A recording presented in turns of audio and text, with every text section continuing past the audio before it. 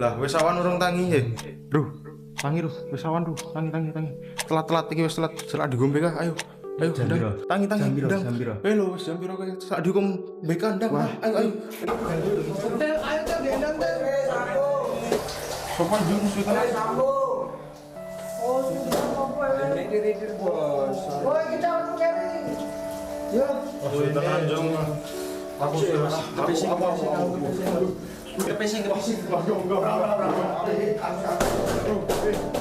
cepat. Bro.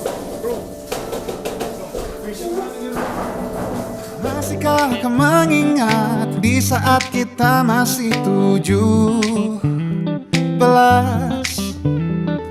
Waktu di mana tanggal-tanggal merah terasa sungguh meriah.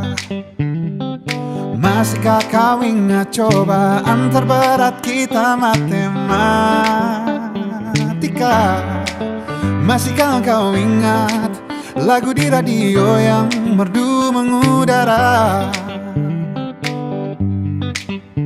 Kita masih sebebas itu,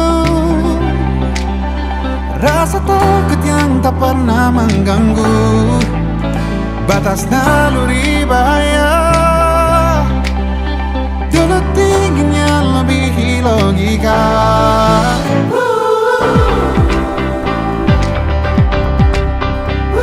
Jadi awal-awal masuk Mualimin aku lumayan kaget sih. Soalnya yang biasanya tinggal di rumah bareng orang tua, apa-apa gampang, tiba-tiba tinggal di asrama, jauh sama orang tua, disuruh hidup mandiri. Tapi di situ ada susah senengnya. Soalnya aku dapat temen yang asalnya dari seluruh Indonesia. Jadi pas kelas 1 tuh juga ada acara yang namanya Fortasi. Di situ kita dikenalin sama Mualimin, dikasih materi-materi, diajarin sopan santun. Kadang-kadang kakaknya juga marah-marah. Intinya Fortasi keren banget deh. Nah kebetulan juga aku dipilih jadi peserta terbaik. Ya intinya kelas 1 tuh mengenang banget. Rasa takut yang tak pernah mengganggu di masa naluri bahaya. Dulu tingginya lebih logika. Pernah nggak kebayang jadi anak guru Mualimin? Nggak pernah. Sepele. Kakak kemana-mana jalan kaki itu diliatin orang. Mau minum diliatin orang. Mau mandi nggak ada yang ngintip, alhamdulillah. Dari situ kakak jadi merasakan yang namanya harapan besar orang tua. Sebagai anak tunggal, anak alumni Al-Azhar Asy-Syarif, bayangkan kalau nggak bisa berbahasa Arab, tidak berakhlakul karimah dan lain-lain. Sampai ada ungkapan begini dari ayah kakak, kalau kamu malu-maluin mas, mendingan pulang aja, malu-maluin di rumah daripada di Mualimin. Itu kata ayah kakak sebagai guru Mualimin. Kalau mendingan pulang, ya kakak nggak tahu gimana bakal jadi apa di rumah. Kok tiba-tiba kakak beneran disuruh pulang sama ayah kakak. Kakak kaget. Ternyata ada yang namanya COVID. Masihkah kau mengingat di saat kita masih 17? Waktu di mana tanggal. Jadi waktu kelas 2 itu kita itu ada COVID. Jadi semua pembelajaran itu online, setoran online, hafalan online, terus komunikasi sama teman-teman itu juga online. Ya ibaratnya kayak kita pembelajaran itu nggak seketat di sekolah lah gitu.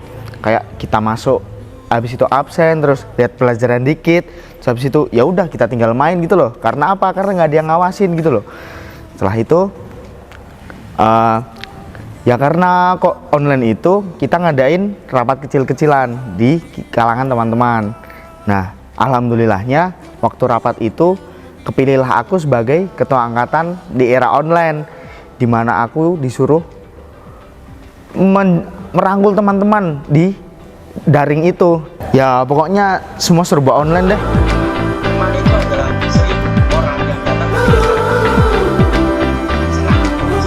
Ya dulu saya pas awal masuk kelas 3 kan itu kondisi masih COVID gitu, COVID-19, sehingga pas masuk ke madrasah ini tuh dibagi 3 kloter dan kebetulan saya kloter pertama gitu, kloter paling awal banget, dimana peraturan tuh masih sangat ketat gitu ya.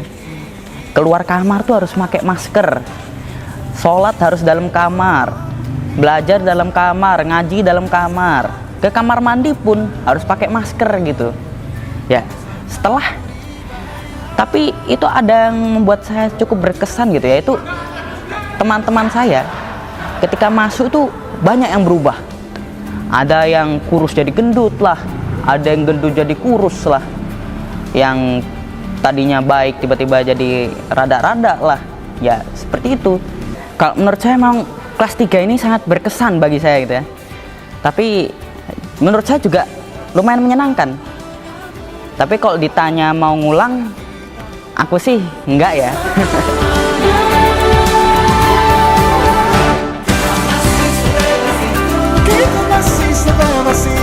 Jadi pas sanawiyah itu kan aku di asrama 1. Nah, waktu aliyah aku pindah asrama 8. Pada saat di asrama 8 itu aku mengalami banyak peraturan-peraturan yang baru saya ketahui. Nah, pernah tuh aku jenuh keluar. Saat keluar itu aku pulangnya kemalaman. Ngide tuh aku buat lompat pagar. Tak lakuin lompat pagernya. Nggak sengaja ketemu Ustadz Muiz. Nah ya ketahuan. Akhirnya paginya itu waktu subuh dipanggil Sadian dan disuruh piket 1 tahun. Tapi dengan hal itu aku jadikan motivasi buat lebih baik lagi untuk kedepannya. Dan di kelas 4 juga itu aku bersama teman-teman pertama kalinya mengurus eventual yang gede, yaitu SKM 98. Nah, di situ aku berperan sebagai sekretaris. Nah, saat SKM itu aku bener-bener ngerasain kekeluargaan dan keakraban antar teman-teman angkatan satu dengan yang lainnya. Pokoknya susah senang bareng, lika-liku kesana kesini bareng, nyari uang bareng sampai dikejar-kejar sama satpam bareng-bareng. Pokoknya asik lah buat SKM itu kenangan yang nggak bakal saya lupakan sampai sekarang. Dan juga aku sangat bangga pada teman-teman waktu SKM tersebut karena sudah effort ngeluarin semuanya buat acara tersebut. Proud of you teman-teman. Kita masih sebebas itu, rasa takut yang tak pernah mengganggu batas naluri bahaya. Kelas 5 di Mualimin menjadi tahun yang paling berkesan buat aku. Soalnya di tahun itu aku merasakan suka dukanya berorganisasi santri.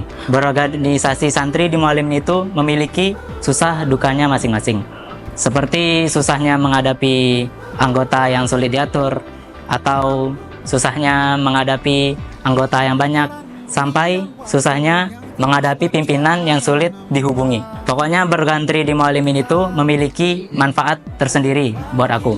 Seperti memberikan cara memimpin di depan, cara berkomunikasi, dan menjadi contoh bagi adik-adik kelas. Bergantri di Mualimin menjadi pengalaman yang terbaik buat aku. Di masa naluri bahaya. Menurutku tahun kelima di Mualimin itu benar-benar berkesan sih buat aku dan mungkin buat teman-teman yang lain juga ya. Di tahun kelima ini aku dipercayai oleh teman-teman yang lain untuk menjadi salah satu ketua organisasi santri di Mualimin, yaitu Student of Mualimin Medical Team. Ya gampangannya kayak PMR gitulah kalau di sekolah luar. Nah, pada awalnya aku mikir kayak apa sih susahnya untuk jadi ketua? Ya paling kita cuman harus ngurus anak-anak lain, anggota-anggota lain buat ngejalanin proker-proker. Tapi rupanya semakin dijalanin tuh rupanya gak segampang yang kupikirin lah. Karena untuk mengatur anggota-anggota tuh tidak mudah ya. Kita tuh harus ngorbanin banyak hal, diantaranya yaitu ego dan waktu. Kita tuh harus ngorbanin ego kita karena kita tuh nggak bisa jadi egois kalau misalnya jadi ketua. Apalagi di tahun kelimaku ini terdapat perbedaan di antara tahun-tahun sebelumnya, yang dimana di tahun kelima ini aku punya anggota di Esparman dan juga di Sedayu. Nah, buset, itu susah banget sih pas waktu itu untuk nyatuin mereka ya. Nah, selain ego, kita juga harus ngorbanin waktu ya, karena untuk jadi seorang yang berorganisasi itu benar-benar harus ngebagi waktu jadi dua, yaitu waktu organisasi dan juga waktu untuk dirinya sendiri. Nah, padahal kenyataannya kita tuh masih lebih banyak ngeluangin waktu buat diri sendiri, terlebih di asrama. Di asrama tuh bener-bener kayak kita seneng-seneng lah buat diri sendiri, padahal di keesokan harinya tuh banyak tuntutan lah untuk dikejar dalam organisasi. Ya pokoknya kalau semisalnya kelas 5 bisa ku deskripsiin pakai satu kata tuh, kata yang kupilih tuh kacau sih. Genap teruskan hangat tentang kita, seberapa dewasa memujimu, takkan lagi dari yang engkau bisa, dan kisah kita. Di kelas 6 ini saya diamanai oleh Ustadz Dian sebagai tukang absen ya, atau anak buah beliau. Nah, jadi tugas saya itu setiap waktu sholat maghrib dan subuh itu saya mengabsen teman-teman kelas 6 semua. Nah, kenapa seperti itu? Saya juga tidak tahu ya kenapa ya saya diamanai beban seperti itu. Tapi ya hikmah yang bisa saya ambil dari tugas tersebut yaitu saya menjadi lebih tepat waktu dalam sholat. Contohnya kalau sholat subuh, saya bisa datang lebih awal, bisa sholat sunnah terlebih dahulu, dan lain-lain. Terus terus yang saya lihat dari kelas 6 ini, teman-teman itu gimana ya, menjadi lebih rajin lah, karena mereka tuh udah punya tujuan atau goalsnya masing-masing. Jadi misal yang pengen masuk kedokteran ya belajar kimia, fisika, biologi, dan lain-lain. Yang pengen masuk teknik ya belajar fisika, belajar kimia, ataupun yang pengen masuk TNI Polri, mereka latihan fisik, renang, dan lain-lain. Jadi saya lihat tuh mereka tuh udah punya tujuan masing-masing yang membuat mereka tuh menjadi lebih semangat dalam belajar. Terus kesan saya selama di Mualimin 6 tahun ini, banyak suka dan duka yang saya lalui bersama teman-teman. Dari kelas 1 masuknya masih nangis, kelas 2 kita online, kelas 3 kita di asrama doang, kelas 4 kita mulai naik aliyah dan mulai mengenal dunia luar. Terus kelas 5 kita memegang tonggak organisasi Mualimin. Terus kelas 6 ini kita sudah mulai memikirkan masa depan kita sendiri-sendiri. Terus pesan saya untuk teman-teman itu, kalau sudah lulus Mualimin, saya berharap jangan lupa sholat ya teman-teman, karena kalau di asrama juga masih susah, apalagi di luar kalau udah tidak ada yang ngingetin lagi. Jadi pesan saya itu jangan lupa sholat tepat waktu. Sekian. Rasa takut yang tak pernah mengganggu, batas naluri bahaya, dulu tingginya lebih logika.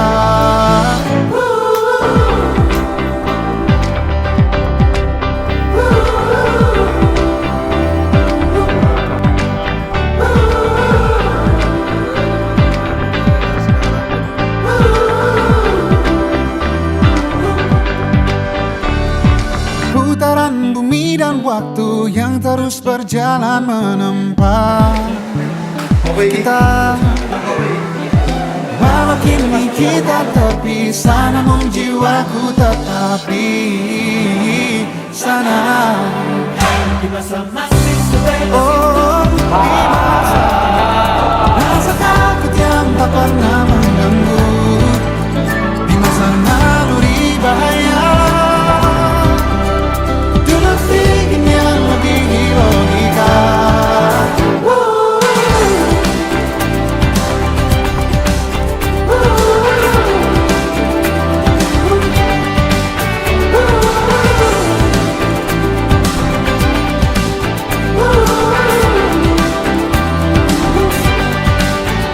Mudah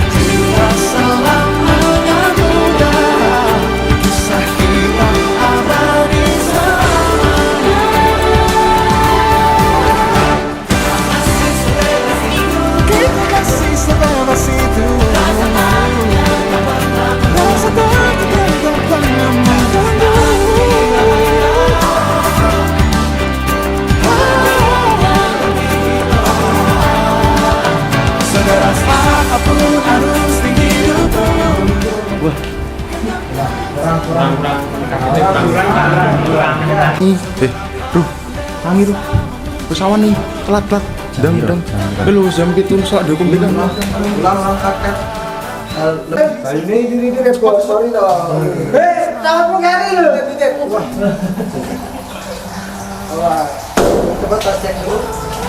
Soalnya aku dapat temen dari yang asalnya dari seluruh Indonesia. Apa baleneh ya? Sebagai anak mualimin, anak guru mualimin, aduh salah pula. Ya.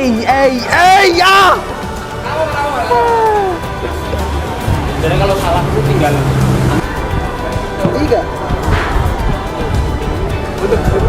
Oh, Rano action.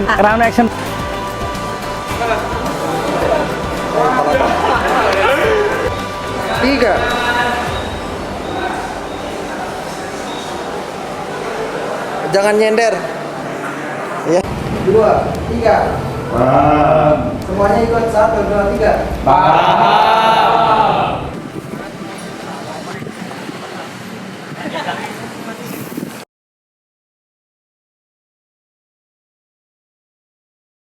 Pesan-pesannya buat anak kelas 6, karena jujur ya, saya pernah ngajar mereka sih dulu pas kelas 4, tapi satu angkatan.